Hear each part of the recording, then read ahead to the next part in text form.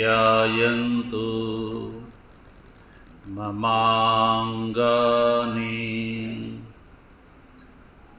वाक्प्राणश्चक्षुः श्रोत्रमथो बलमिन्द्रियाणि च सर्वाणि सर्वं ब्रह्मोपनिषदम् माहं ब्रह्म निराकुर्याम् मा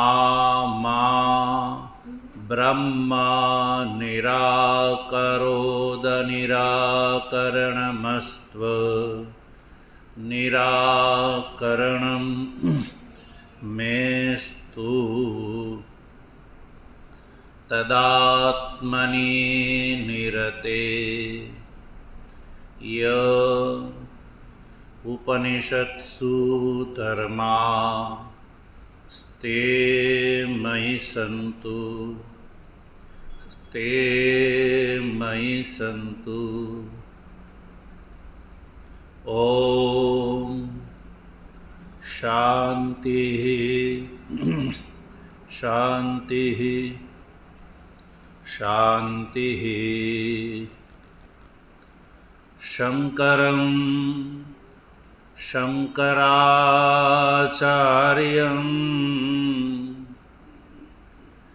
केशवं बादरायणं सूत्रभाष्य कृतौ वन्दे भगवन्तौ पुनः पुनः। ईश्वरो गुरुरात्मेति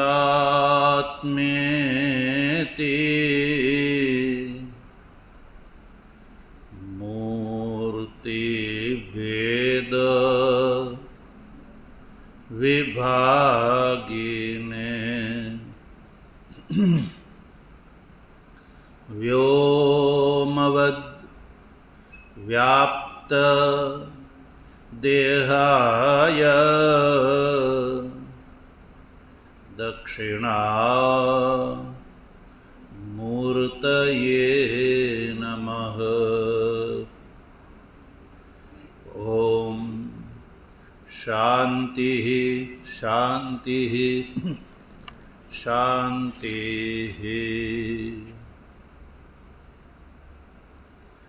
तत्वजिज्ञासु सज्जनों, ભગવાનની પરમાનુકંપાથી સામવેદની છાંદોગ્ય ઉપનિષદના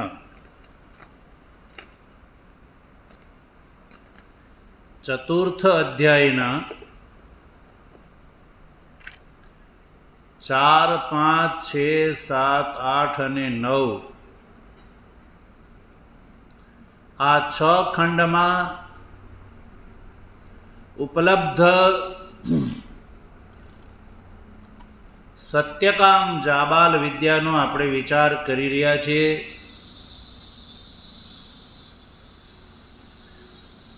સર્વપ્રથમ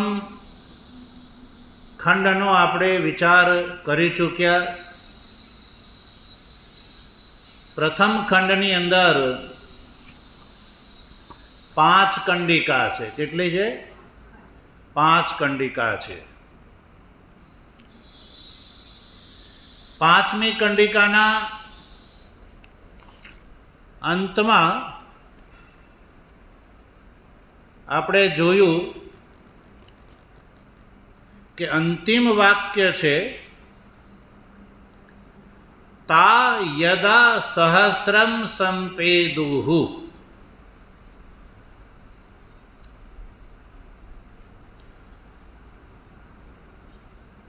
પ્રસંગ એ છે કે સત્યકામ જાબાલ ગાયોને જંગલમાં ચરાવે છે. ગુરુજીએ 400 ગાયો આપી હતી. કેટલી? 400 ગાયો આપી હતી. અને ગાયો કેવી હતી? ક્રિશ અને અબળા. ક્રિશાનામ અબલાનામ ગોયુથાન. ક્રિશ અને અબળા એવી 400 ગાયો આપી હતી. અને સત્યકામે પ્રતિજ્ઞા કરી હતી કે ન અસહસ્રેણ આવર્તેયમ. કહ્યું કે હે ગુરુજી, જ્યારે આ ગાયો 1000 થઈ જશે ને ત્યારે જ હું પાછો આવીશ.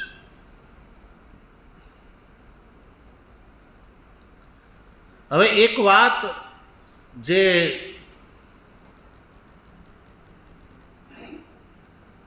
આચાર્યએ સત્યકામ જાબાલને ઉપનયન સંસ્કાર કરાવ્યા. શ્રુતિમાં વાક્ય છે, સમેધમ સૌમ્ય આહાર તમ ઉપનીય. એવું વાક્ય છે. સમેધમ સૌમ્ય આહાર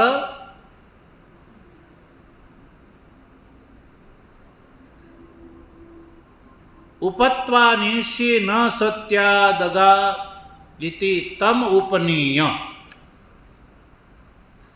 તમ ઉપનીય એટલે કે સત્યકામ જાબાલને ઉપનયન સંસ્કાર કર્યા પછી એવો અર્થ થાય છે અહીંયા.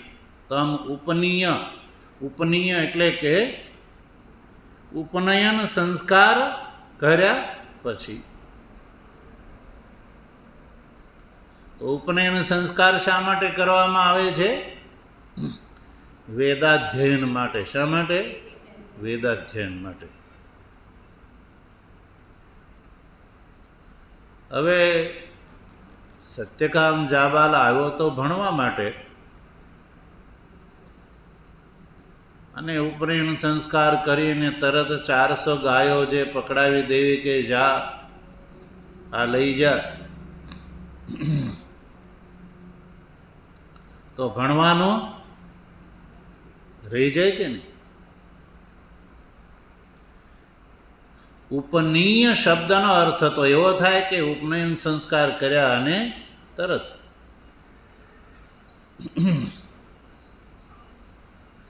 તો સજ્જનો, ભાષ્યકારે ઉપનીય એ પદનું કોઈ વ્યાખ્યાન નથી કર્યું. ભાષ્યથી એ ખ્યાલ નથી આવતો કે સત્યકામ જાબાલને ઉપનયન સંસ્કાર કર્યા અને તરત જ ગાયોની સેવા આપી દીધી. અધ્યયન કરવાનું તો બાકી રહી ગયું. તો ભાષ્ય ટીકાકાર એ ઉપનીય એ ઉપર લખે છે, ઉપનીય અધ્યાપ્ય ચ ઇતિ શેષ.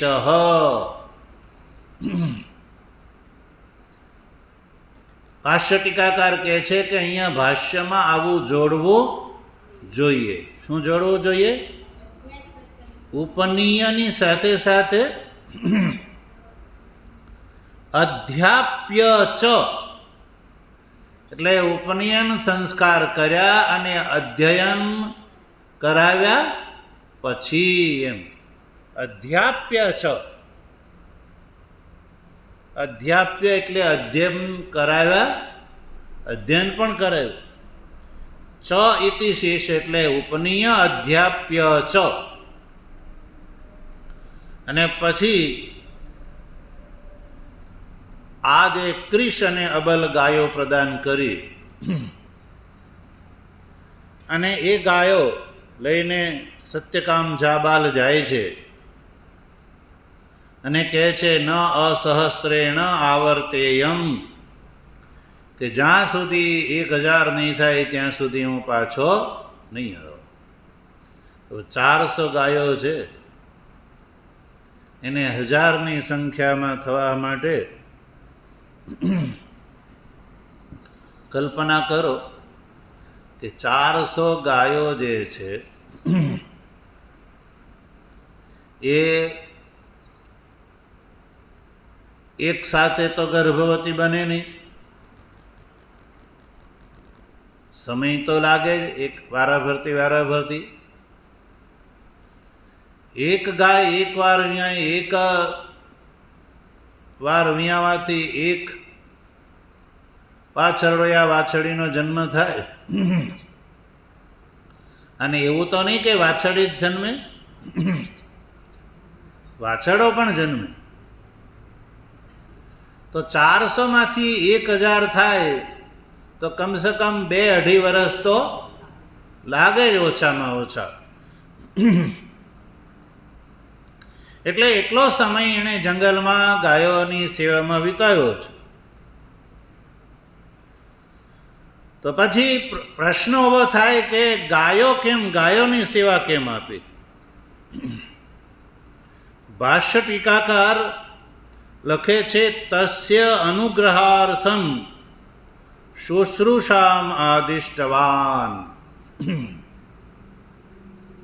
તસ્ય અનુગ્રહાર્થમ, તસ્ય એટલે કે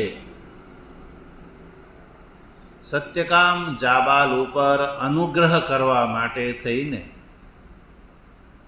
શુશ્રૂષાનો આદેશ આપ્યો. ગાયોની શુશ્રૂષા એટલે કે સેવાનો આદેશ આપ્યો.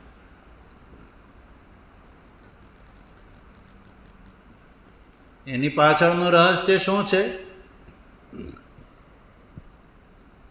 તો ગુરુનું કર્તવ્ય છે શિષ્ય ઉપર અનુગ્રહ કરે, અને શિષ્યનું એ કર્તવ્ય છે કે આચાર્યના નિયોગને સફળ કરે.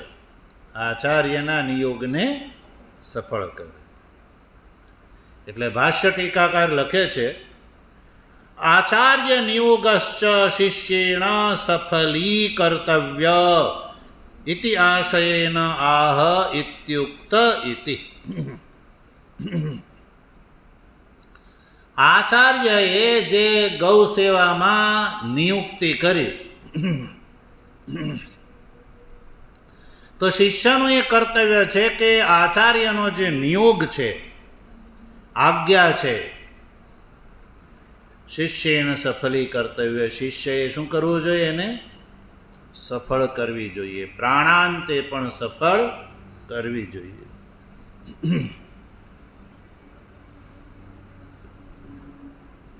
તો આ પ્રમાણે સત્યકામ જાબાલ ગુરુની આજ્ઞાને શિરોધાર્ય કરીને જંગલમાં વર્ષગણમ પ્રોવાસ,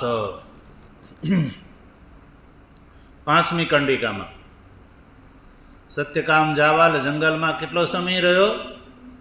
વર્ષગણમ. વર્ષગણમ એટલે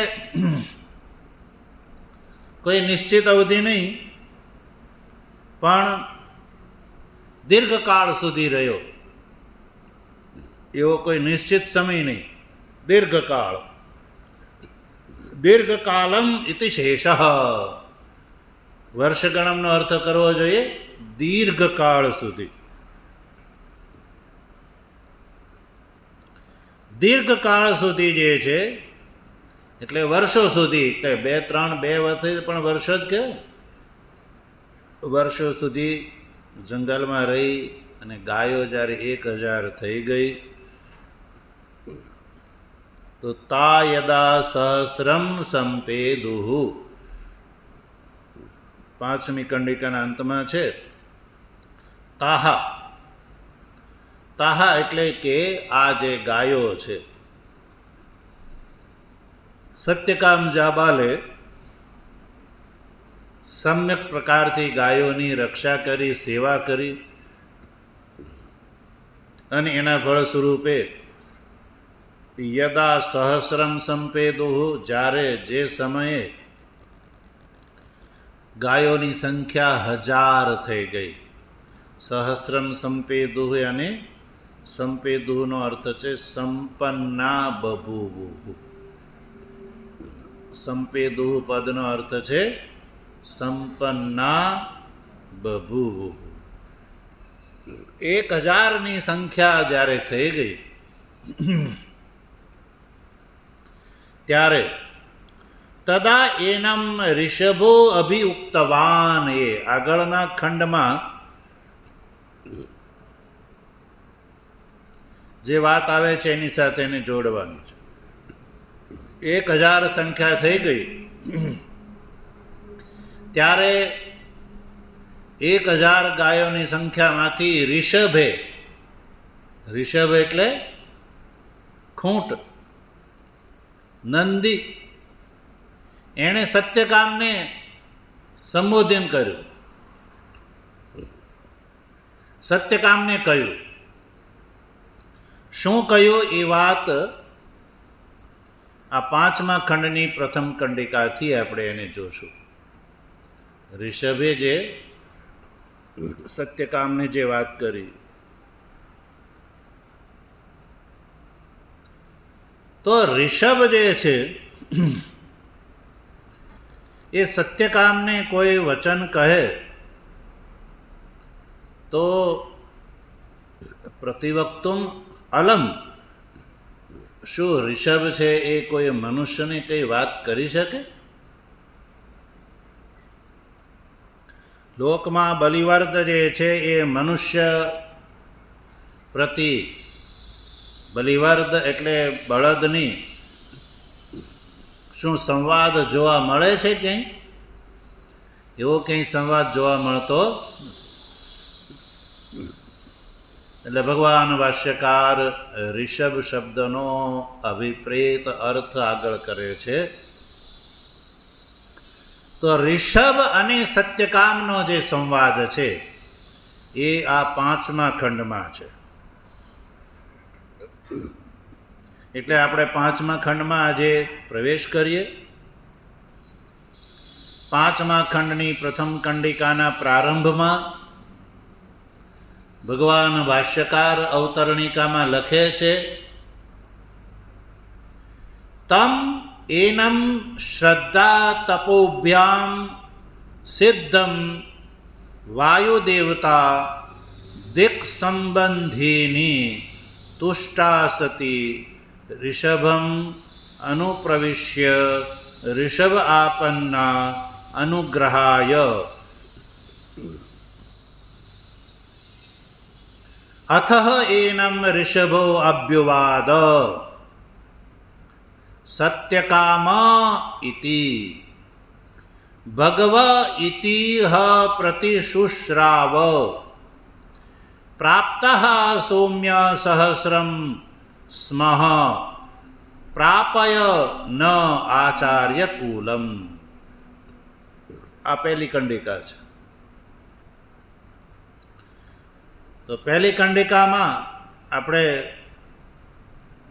ફરીવાર એનું ઉચ્ચારણ કરીશું. તમે લોકો બોલજો. અથ એનમ ऋषभः अभ्युवाद सत्यकाम इति भगव इति प्रतिशुश्राव प्राप्तः सौम्य सहस्रम स्मः प्रापय न आचार्य कुलम.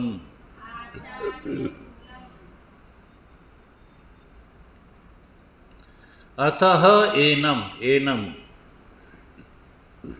આ કંડિકાને સમજવા માટે આપણે એના 4 વાક્ય કરીશું.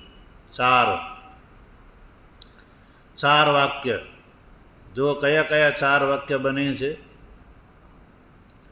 અથઃ એનમ ઋષભો અભ્યુવાદ સત્યકામ ઇતિ, આ એક વાક્ય.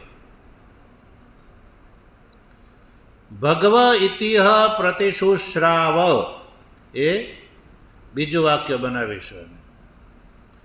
પ્રાપ્ત સૌમ્ય સહસ્રમ સ્મઃ, એ ત્રીજું વાક્ય છે. પ્રાપય ન આચાર્ય કુલમ, એ ચોથું વાક્ય છે. આ રીતે આ કંડિકાના 4 વાક્ય આપણે બનાવીશું. હવે આ કંડિકા જે છે એનો અભિપ્રાય ભગવાન ભાષ્યકાર અવતરણમાં લખે છે. તમ એનમ, અને ભાષ્યકાર કઈ વાતને ધ્યાનમાં રાખીને અવતરણિકા લખે છે? તો ભાષ્ય ટીકાકાર એ પ્રશ્ન ઉઠાવે છે. ભાષ્ય ટીકાકાર લખે છે, કથમ ઋષભ સત્યકામમ પ્રતિવક્તુમ અલમ. ઋષભે સત્યકામને કહ્યું એ વાત કેવી રીતે સંભવ છે? નહીં લોકે બલિવર્દસ્ય મનુષ્યમ પ્રતિ પ્રતિવચનમ દૃષ્ટમ. આ લોકમાં એવું ક્યાંય જોવા તો મળતું નથી કે બલિવર્દએ મનુષ્યને કોઈ ઉત્તર આપ્યો હોય યા સંવાદ થયો હોય. ભગવાન ભાષ્યકાર આ પ્રશ્નને, આવા પ્રકારના પ્રશ્નને ધ્યાનમાં રાખીને શ્રુતિનો અભિપ્રેત અર્થ અવતરણિકામાં લખે છે કે એનમ એટલે સત્યકામને શ્રદ્ધા તપોભ્યામ સિદ્ધમ વાયુદેવતા દિક સંબંધિની તુષ્ટા સતી ઋષભમ અનુપ્રવિશ્ય ઋષભ આપન્ના અનુગ્રહાય.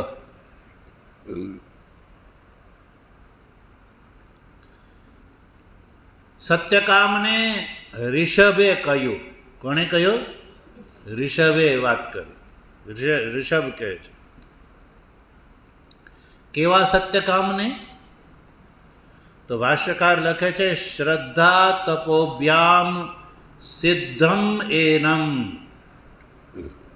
શ્રદ્ધા અને તપથી યુક્ત થયેલા,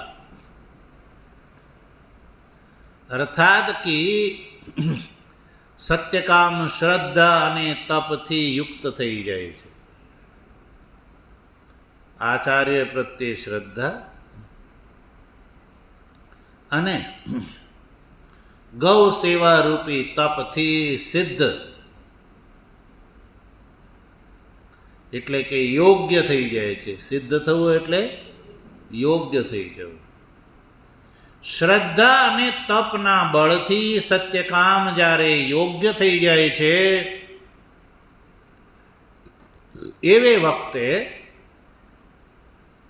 અથવા સત્યકામની શ્રદ્ધા અને તપ થી વાયુ દેવતા પ્રસન્ન થાય છે. કોણ? વાયુ દેવતા. વાયુ દેવતા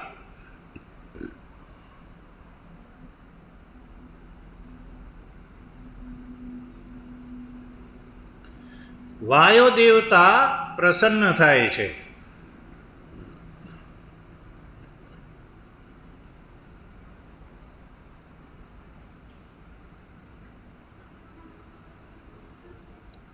વાયુ દેવતા એટલે દિક સંબંધીની વાયુ દેવતા. કેવા? દિક સંબંધીની વાયુ દેવતા. દિક એટલે દિશા,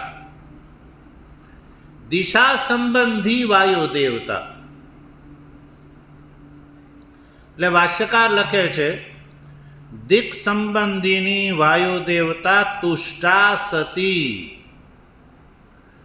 દિશા સંબંધી જે વાયુ દેવતા છે એ સત્યકામ જાબાલ ની શ્રદ્ધા અને તપથી તુષ્ટ થાય છે, એટલે રાજી થાય છે.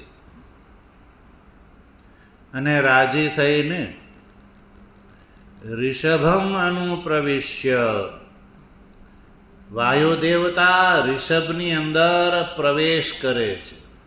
ઋષભની અંદર પ્રવેશ કરે છે. અને શા માટે ઋષભની અંદર પ્રવેશ કરે છે?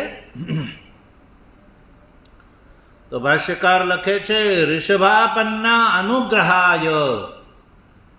ઋષભની સાથે વાયુ દેવતા એટલે આપન્ન થાય છે કે સત્યકામ ઉપર અનુગ્રહ કરવા માટે. શ્રદ્ધા અને તપથી રાજી થઈને સત્યકામ ઉપર અનુગ્રહ કરવા માટે દિક સંબંધી વાયુ દેવતા ઋષભની અંદર પ્રવેશ કરે છે.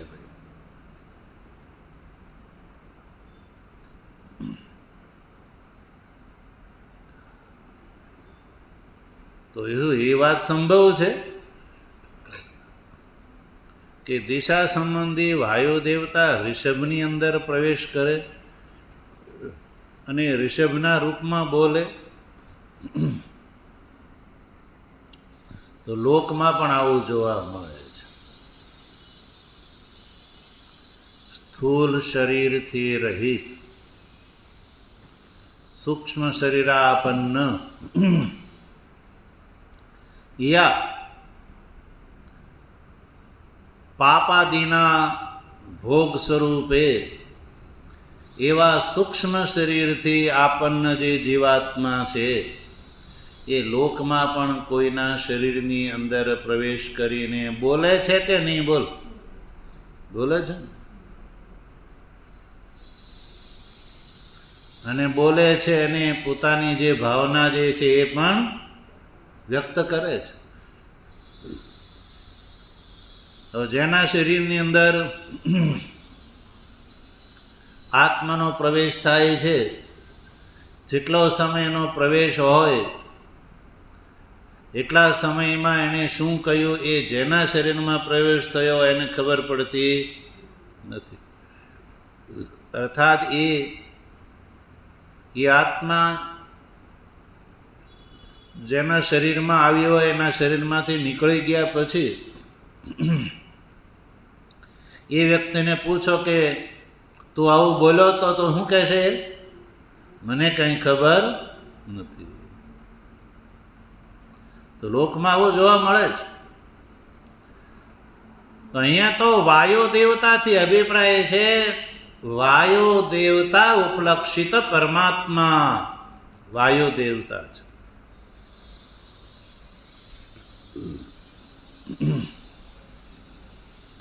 કારણ કે સત્યકામ જે છે એ શ્રદ્ધાદિથી સંપન્ન થાય છે. એ અવસ્થામાં ઋષભ જે છે એ સત્યકામ પર અનુગ્રહ કરવા માટે અભ્યુવાદ ઇતિ સંબંધ. જો અનુગ્રહાય અથ એનમ ઋષભો અભ્યુવાદ. સત્યકામ ઇતિ એ પહેલી પંક્તિ છે. અથ એનમ ઋષભો અભ્યુવાદ. અથ શબ્દનો અર્થ ભાષ્યકારે કર્યો નથી, પણ ભાષ્ય ટીકાકાર કહે છે અથ શબ્દનો અર્થ છે સત્યકામ શ્રદ્ધાદિથી અને તપથી સંપન્ન થયા પછી, અથવા તો સત્યકામની શ્રદ્ધા અને તપથી પ્રસન્ન અથ ત્યારબાદ એ અવસ્થામાં ઋષભ જે છે એનમ સત્યકામમ ઋષભ અભ્યુવાદ. ઋષભ જે છે સત્યકામ ઉપર અનુગ્રહ કરવા માટે અભ્યુવાદ. અભ્યુવાદ શબ્દનો અર્થ છે અભિઉક્તવાન, અભ્યુક્તવાન એટલે કે કહ્યું તું. તો સંપન્ના બભુવુ સહસ્રમ સંપેદુ એ પદનો અર્થ કર્યો તો સંપન્ના બભુવુ તદા એનમ ઋષભો અભિઉક્તવાન ઇતિ સંબંધ. આ રીતે બેવ ખંડની કહાનીને આ રીતે જોડવાની છે કે જ્યારે 1000 ગાયો થઈ ગઈ એ વખતે ઋષભે સત્યવાનને કહ્યું. અભ્યવાદનો અર્થ છે અભિયુક્તવાન કહ્યું હતું. ક્યારે કહ્યું? સત્યકામ શ્રદ્ધા અને તપથી સંપન્ન થયા પછી ઋષભે કહ્યું. ઋષભથી અભિપ્રાય છે ઋષભાપન્ન વાયુ દેવતા. વાયુ દેવતાથી પણ અભિપ્રાય છે દિક સંબંધીની. સામાન્ય વાયુ દેવતાની પણ દિશા સંબંધીની વાયુ દેવતા.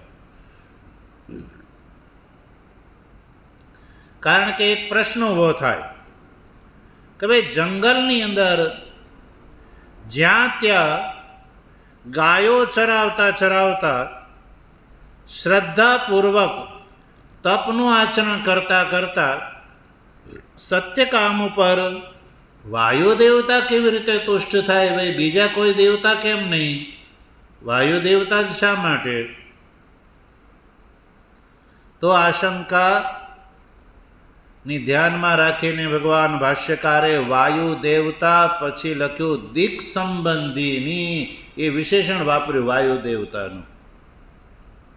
વાયુ દેવતા પ્રસન્ન થયા. કેવા વાયુ દેવતા? દિક. દિક એટલે દિશા. દિશા સંબંધી જે વાયુ દેવતા છે એ સત્યકામ ઉપર પ્રસન્ન થાય છે. દિશા સંબંધીની વાયુ દેવતા કેમ? કારણ કે વાયુ દેવતા એ સત્યકામને દિશાનો ઉપદેશ આપ્યો છે. બ્રહ્મના એક પાદના રૂપમાં, દિશાના રૂપમાં એક પાદનો ઉપદેશ આપ્યો છે, જે આપણે આગળની બીજી કંડિકામાં જોશું. અહીંયા આપણે એટલું જોઈએ કે દિશા સંબંધી વાયુ દેવતા ગ્રહણ કરવાના છે. સામાન્ય વાયુ દેવતાની પણ કેવા? દિશા સંબંધી. દિશા સંબંધી વાયુ દેવતાએ શ્રદ્ધા અને તપથી પ્રસન્ન થઈને સત્યકામ ઉપર અનુગ્રહ કરવા માટે ઋષભ જે છે એ સત્યકામ પ્રતિ કહે છે. શું કહે છે? તો જો પ્રથમ પંક્તિમાં અથ એનમ ઋષભો અભ્યુવાદ, અહીંયા સુધી આપણે સમજી ચૂક્યા. પછી આગળ ઋષભનું વચન સત્યકામ ઇતિ. સત્યકામ શબ્દ પછી તગડો છે. શ્રુતિમાં 3ની સંખ્યા છે કે નહીં? તમારા પુસ્તકમાં છે. તો સત્યકામ આ શબ્દમાં મકારોત્તરવર્તી જે અકાર છે, સત્યકામ પદના અંતિમ મકારના અંતમાં શું છે? અકાર છે. સત્યકામ શબ્દમાં જે અંતિમ મકાર છે ને એ પૂર્ણ છે, એટલે અજંત છે. સત્યકામ શબ્દ કેવો છે? અજંત છે. અજંત એટલે અચ જેના અંતમાં હોય એને કહેવામાં આવે અજંત. તો અજંતનો અકાર જે છે અંતમાં છે. તો અકાર જે છે એની 3 માત્રાઓ હોય છે. રસ્વ, દીર્ઘ અને પ્લુત. તો સંબોધનમાં પ્લુત માત્રાથી સંબોધન કરવામાં આવે છે. એટલે સત્યકામનો જે મકારોત્તરવર્તી અકાર છે એ પ્લુત સંજ્ઞક છે. રસ્વ દીર્ઘની પણ પ્લુત સંજ્ઞક છે. એટલે તગડો જે છે એ પ્લુત માત્રાને બતાવવા વાળો છે. એટલે ઉચ્ચારણ થાય સત્યકામ, એવો લંબાઈમાન. પ્લુત વર્ણ કેવો છે? લંબાઈમાન છે. તો ઋષભે સત્યકામને સંબોધિત કરીને કહે છે સત્યકામ, એવું સંબોધન કર્યું. તો હવે સત્યકામ શું કહે છે? સત્યકામ ઉત્તર આપે છે એ વાત બીજી પંક્તિમાં જોઈએ. આપણે આ કંડિકાની બીજી પંક્તિ, આપણે આ કંડિકાના 4 વાક્યો બનાવ્યા છે. તો એક વાક્ય સંપન્ન થયું. બીજું વાક્ય ભગવ ઇતિહ પ્રતિશુશ્રાવ. શ્રુતિ જે છે એ સત્યકામે જે ઉત્તર આપ્યો ને એ આ વાક્ય શ્રુતિ કહે છે. કોણ કહે છે? શ્રુતિ. શ્રુતિ કહે છે સત્યકામે શું ઉત્તર આપ્યો? શું કહ્યું? ભગવ ઇતિ હ પ્રતિશુશ્રાવ. શ્રુતિ કહે છે કે સત્યકામે કહ્યું કે ભગવ ઇતિ, એવો ઉત્તર આપ્યો. પ્રતિવચનમ દદૌ. ભગવ ઇતિહ પ્રતિશુશ્રાવ. પ્રતિશુશ્રાવનો અર્થ છે પ્રતિવચનમ દદૌ. પ્રતિવચન એટલે ઉત્તર.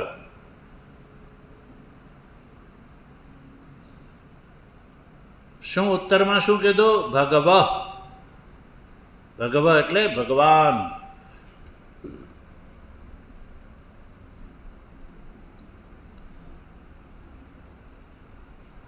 ભગવ એવા શબ્દનો સત્યકામે ઉચ્ચારણ કર્યું એટલે કે હોંકારો દીધો. શું કીધું? સીધી ગુજરાતી ભાષામાં આપણે શું કહેવાય? હોંકારો દીધો. ઋષભે કહ્યું સત્યકામ, તો સત્યકામે કહ્યું કે ભગવ. મર્યાદાપૂર્વક શબ્દનું ઉચ્ચારણ કર્યું. એવું ન કહ્યું કે હા બોલો, એવું નહીં. ભગવાન.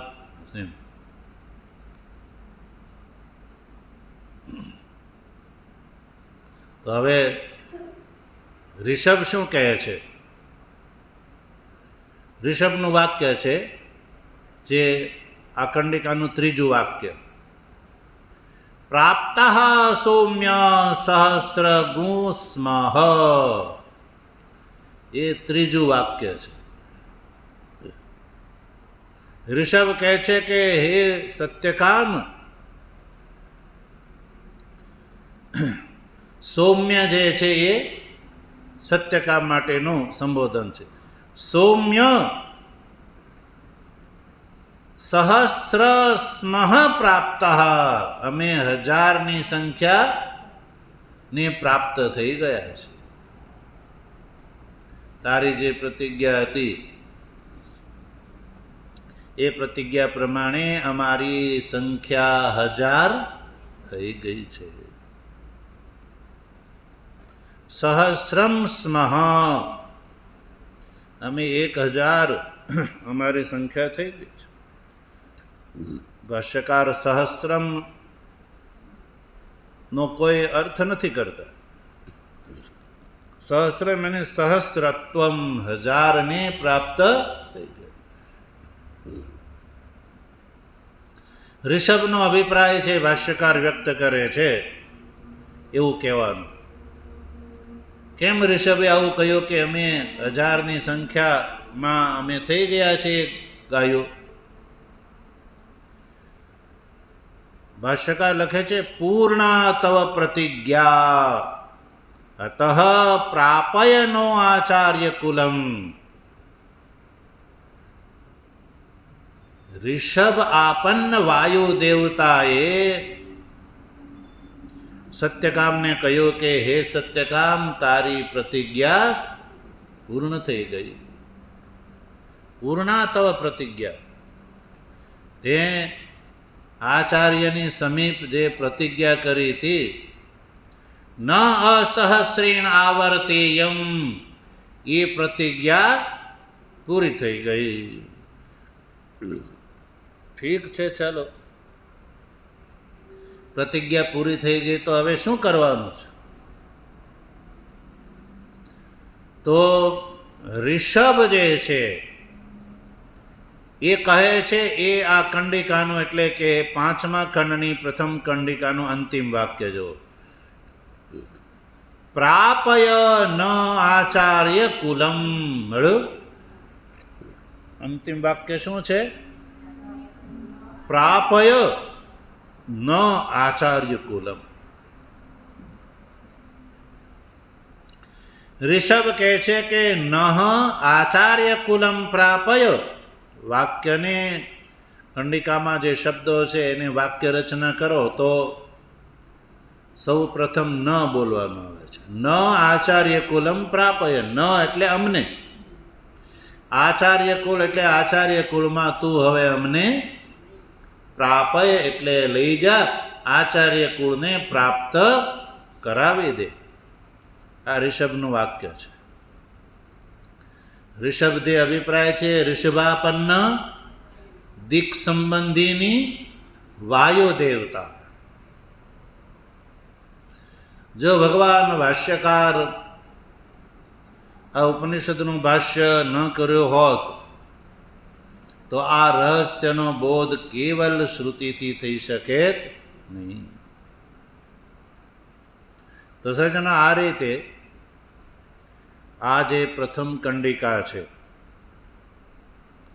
5મા ખંડની, એ અહીંયા સમાપ્ત થઈ. હવે આપણે આ 5મા ખંડની જે બીજી કંડિકા છે એમાં પ્રવેશ કરીએ. બીજી કંડિકામાં જોઈએ, જે ઋષભનું વચન હજી ચાલુ છે. ઋષભે કેવલ એટલું જ નથી કહ્યું કે તું અમને આચાર્ય કુળમાં દોરી જાય, એટલું જ નથી કહ્યું, પણ આગળ પણ ઋષભનું વચન શ્રુતિ બતાવે છે 5મા ખંડની બીજી કંડિકામાં. જો એટલે ભાષ્યકાર છે એ બેઉ કંડિકાને જોડવા માટે કિંચ અહમ એ શબ્દનો પ્રયોગ કરે છે.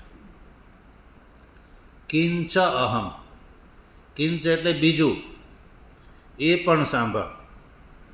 એટલે ઋષભનું વચન, ઋષભે એક વચન કહ્યું કે આચાર્ય કુલમ ન આચાર્ય કુલમ પ્રાપય, તો અમને આચાર્ય કુળમાં લઈ જા. અને કિંચ એટલે એટલું જ નહીં, બીજું પણ સાંભળ. બીજી કંડિકામાં બ્રહ્મણશ્ચ તે પાદમ બ્રવાણી ઇતિ. ઋષભ છે એ સત્યકામ જાબલને કહે છે કે હું તને બ્રહ્મનું પાદ કહેવા માગું છું. એટલે એ વાત કન્ટિન્યુ છે. ઋષભ કહે છે, ભાષ્ય ટીકાકાર લખે છે, કિંચ અહમ એ ભાષ્યકારના પદનો અભિપ્રાય લખે છે. વાક્યાંતરમ ચ મદીયમ શ્રૂયતામ ઇતિ આહ. ઋષભ જે છે એ માનો સત્યકામને કહે છે કે મારું વાક્યાંતર પણ તું સાંભળ, એટલે બીજું વાક્ય પણ તું સાંભળ. ઋષભ સત્યકામને કહે છે કે મારું બીજું વાક્ય એટલે બીજી વાત પણ તું સાંભળ. એ બીજી વાત ઋષભની કઈ છે એ બીજી કંડિકામાં છે. જુઓ, એનું ઉચ્ચારણ કરીશું આપણે. બ્રહ્મણશ્ચ તે પાદમ બ્રવાણીતિ બ્રવીતુ મે भगवानिति तस्मै होवाच प्राचीदिक्कला प्रतीचीदिक्कला दक्षिणादिक्कलोदीची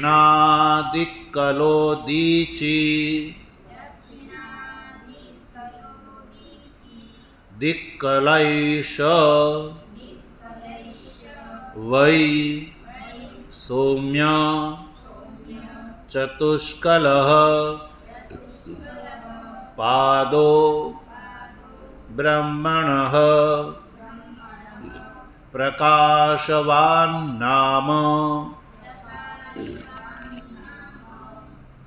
તો આપણે આ બીજી કંડિકાનું ઉચ્ચારણ કર્યું. ઉચ્ચારણ આપણે જે રીતે શ્રુતિનું દર્શન થાય છે એ જ રૂપમાં કર્યું. હવે આપણે સંધિ છૂટી પાડીને એનું ઉચ્ચારણ કરીશું. બ્રહ્મણઃ ચ તે પાદમ બ્રવાણી ઇતિ બ્રવીતુ મે ભગવાન ઇતિ તસ્મૈ હ ઉવાચ પ્રાચી દિક્કલા પ્રતીચી દિક્કલા દક્ષિણા દિક્કલા ઉદીચી દિક્કલા એષ વૈ સૌમ્ય ચતુષ્કલઃ પાદઃ બ્રહ્મણઃ પ્રકાશવાન નામ. આ રીતે આપણે મૂળ કંડિકાને ઉચ્ચારણ કર્યું. ઉચ્ચારણ કર્યા પછી સંધિ વિગ્રહમાંનું સ્વરૂપ જે છે એ આપણે જાણ્યું. હવે આપણે ભાષ્ય જે છે એનું પણ ઉચ્ચારણ કરી લઈએ. કિંચાહમ બ્રહ્મણઃ પરસ્ય તે તુભ્યં પાદં બ્રવાણી કથયાની. આ જે બીજી કંડિકા છે એના આપણે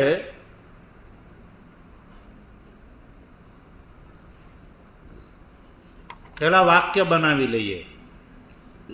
બ્રહ્મણશ્ચ તે પાદમ બ્રવાણી ઇતિ એ પહેલું વાક્ય. બ્રવીતુ મે ભગવાન ઇતિ એ બીજું વાક્ય. તસ્મૈ હોવાચ એ ત્રીજું વાક્ય.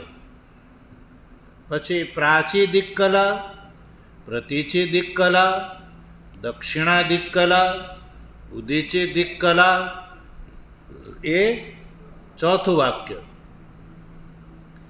એષ વૈ સૌમ્ય ચતુષ્કલ પાદઃ બ્રહ્મણઃ પ્રકાશવાન નામ એ પાંચમું વાક્ય.